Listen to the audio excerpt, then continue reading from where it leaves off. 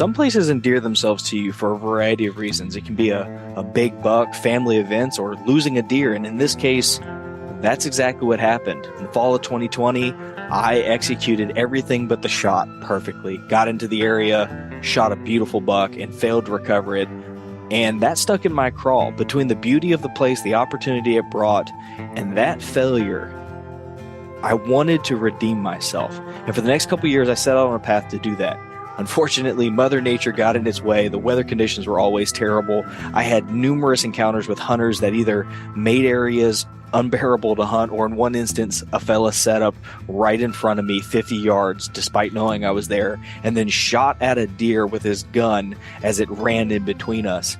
But it wasn't all terrible. In 2021, a good friend of mine shot a beautiful buck, and it was the first deer that he and I killed together in a very long time. And in 2022, I set out to redeem myself. And this is that story. The conditions are anything but ideal in so many ways. And I'm headed to a WMA that has kicked my butt the last 2 years straight. Changing some things up this year. I'm going to try some new approaches. We'll see what comes of it. 2022 is here, and hopefully I'm a better hunter, and I've got the right game plan. Sounds like I do when I talk to everybody, so time will soon tell. See y'all in the tree.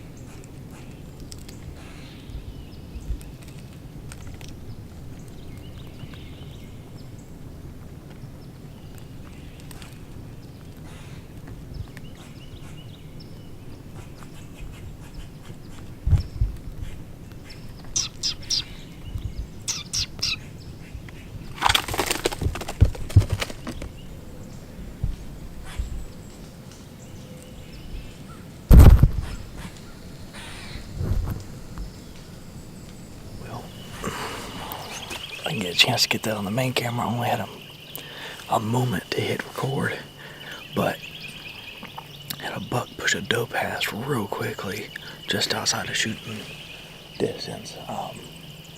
If he'd come from the left, I would have had multiple shooting lanes, but of course he came from the right and went right, and I had one, maybe two, and by the time I got the gun on him, he was gone. So I'll take that for a first set.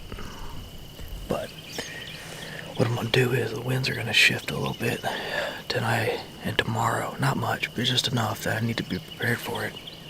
So what I'm going to do is, there's a lot of acorns I hear dropping. I'm going to get down, I'm going to scout down this way about 200 yards or so and see what I find in the way of rut sign and feed sign. If I can find a hot feed tree, that's going to be great.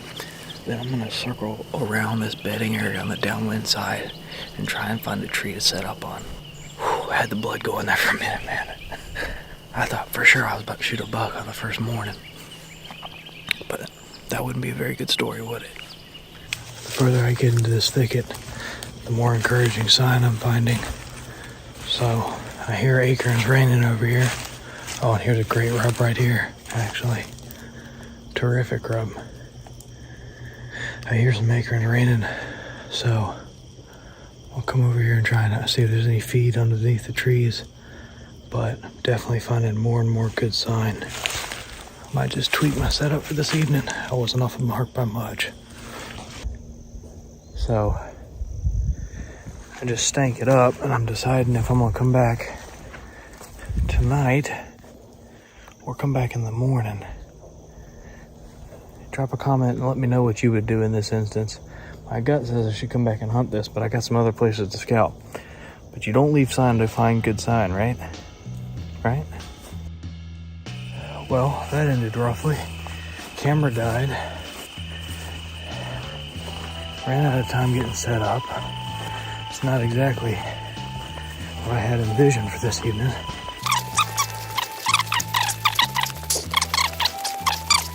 And on top of all that, no deer. I scouted all day. It may have finally paid off. I almost opted to sit down a couple times. I followed this trail down into the swamp, crosses over into some storm damaged areas that turned out are bedding areas. And here's what I've been finding the whole way. The more I slowed down, the more they're everywhere. And I found a feed sign underneath some water oaks right next to where he's crossing the creek. So I'm going out. I'm gonna go hang tight. I get some supper. I'm coming back here for one last ditch hunt.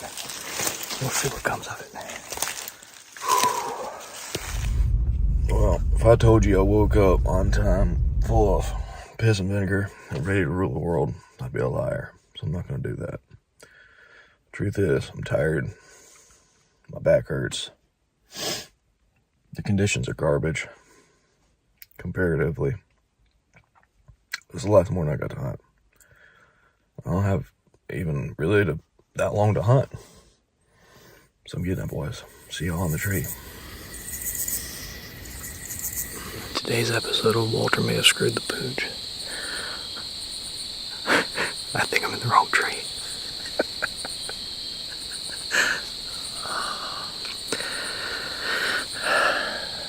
I could be in the right tree. I just can't say with certainty. I got in really clean. I didn't bump any deer. It is raining acorns around me, so that's a plus. I'm in the general vicinity of where I need to be, so that's another plus. I'm hugging the creek I wanted to hug, so that's a plus. I may be in the wrong tree, and my wind is all kinds of squirrely. So,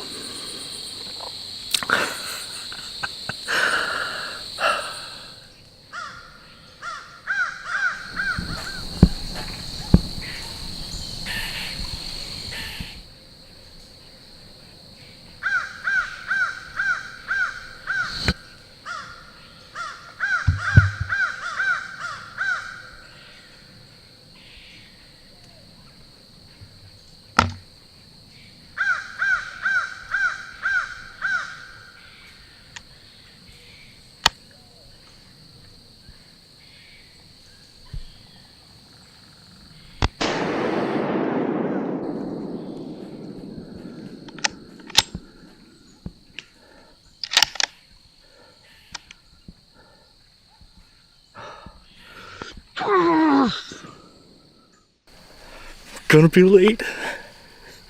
He's dead right there. Dropped him in his tracks. Oh my God.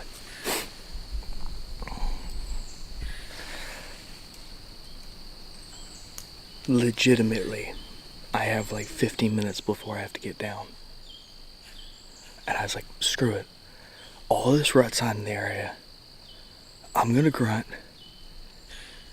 See what happens. And I swing to my left like this after about 2 minutes after I did the grunt sequence. And there he is. That joker comes walking right in. I tried to get a shot here. Couldn't get a shot. Set up right here. And he was quartering to put it on the front shoulder. Cancel Christmas. Oh. You okay? Yeah, I'm gonna be a little late. Are you okay? Yeah, I'm gonna be late though. Because you killed a deer. I just shot a buck. You shot a buck. I did. I was about to climb down and I did a calling sequence and he came right in. Oh, good, honey.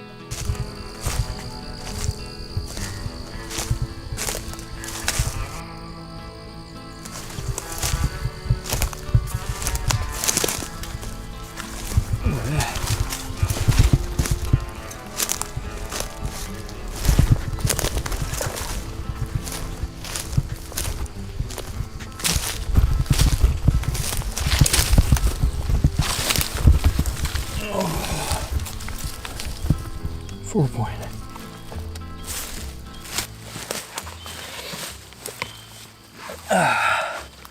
Well, this deer is multiple years in the making. I've been coming to this WMA for 3 years now, and I've never been able to connect on a deer.